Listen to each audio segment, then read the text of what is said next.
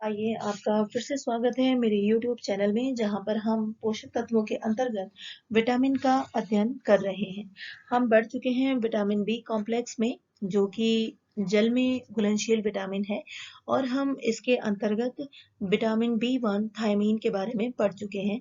आज हम पढ़ते हैं विटामिन बी 2 यानी राइबोफ्लेविन के बारे में।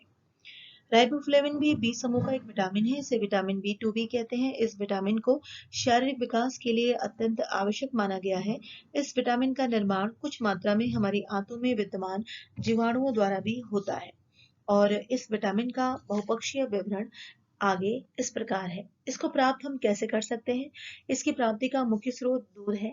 इसके अतिरिक्त पनीर, अंडे, मांस, हरी पत्तेदार तरकारी एवं समुद्र में पाई जाने वाली मछली में भी इस विटामिन की कुछ मात्रा अवश्य होती है। अंकुरित दालों एवं अनाजों में भी इस विटामिन की कुछ मात्रा विद्यमान।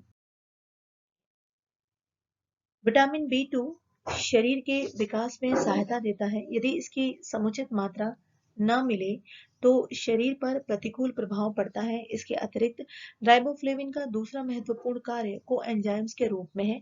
शरीर की विभिन्न क्रियाओं के परिचालन में राइबोफ्लेविन अन्य एंजाइमों के साथ मिलकर महत्वपूर्ण भूमिका निभाता है। यह विटामिन इस रूप में कार्बोहाइड्रेट, वसा तथा प्रोटीन के चयापचय में सहायक होता है। और आइए जानते हैं इसकी कमी के क्या परिणाम हो सकते हैं। यदि इसके कमी हो जाए शरीर में तो काफी प्रतिकूल परिणाम देखने को मिल सकते हैं। राइबोफ्लेविन की कमी का आंखों पर बुरा प्रभाव पड़ता है।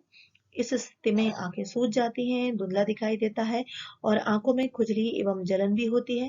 राइबोफ्लेविन की कमी का त्वचा पर भी प्रतिकूल प्रभाव पड़ता है। इस स्थिति में चेहरे की त्वचा पर स्थान स्थान पर उभार हो जाते हैं। कभी कभी त्वचा लाल भी होने लगती है तथा प्रभावित स्थान पर खुजली भी होने लगती है। इसका प्रभाव जीभ पर भी पड़ता है। जीभ का रंग लाल, कुछ कुछ बैंगनी सा हो जाता है तथा भोजन ग्रहण करते समय जलन एवं पीड़ा होती है।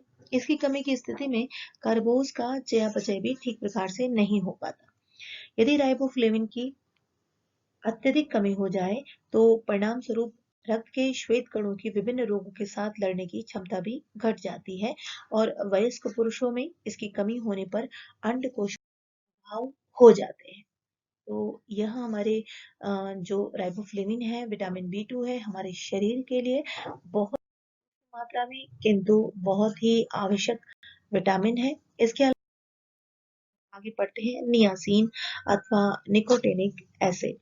नियासिन अथवा निकोटिनिक एसिड की खोज पेलेग्रा नामक रोग के कारणों की खोज के संदर्भ में हुई थी। यह विटामिन भी पानी में घुल जाता है। यह रंगहीन होने के साथ साथ स्वाद में कसेला तथा आकार में सुई के समान होता है। इस विटामिन पर ताप, वायु, प्रकाश, क्षार तथा अम्ल का किसी भी प्रकार का प्रभाव नहीं पड़ता, अर्थात इनकी उपस्थिति में ये नष्ट नहीं होता। इस प्रकार इस इस विटामिन से युक्त भोज्य पदार्थों को गर्म करने तथा पकाने पर भी यह नष्ट होता है। यह हमें कहाँ से मिल जाता है? इसका निर्माण हमारी आंतों में विद्यमान बैक्टीरिया द्वारा भी होता है। इसके साथ साथ ट्रिप्टोफैन एमिनो अम्ल से भी इसका निर्माण होता है।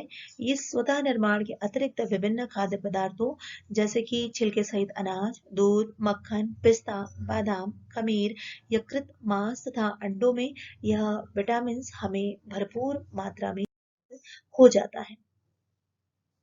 यह नियासिन के कुछ चार्ट के द्वारा दिखाए गए स्रोत है जिनसे हमें नियासिन मात्रा में मिल जाता है। आइए देखते हैं नियासिन के क्या कार्य हैं।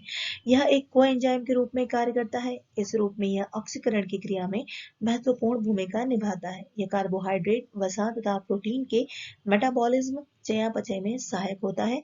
मधुमेह नामक रोग में दिए जाने वाले इंसुलिन के प्रभाव को भी बढ़ाने में यह सहायक होता है। शरीर के स्नायु कोशों तथा रक्त कोशों की सुचारू क्रियाशीलता एवं स्वास्थ्य के लिए निकोटिनिक एसिड महत्वपूर्ण होता है। पाचन संस्थान के गंभीर विकारों में भी निकोटिनिक एसिड को लाभदायक माना जाता है।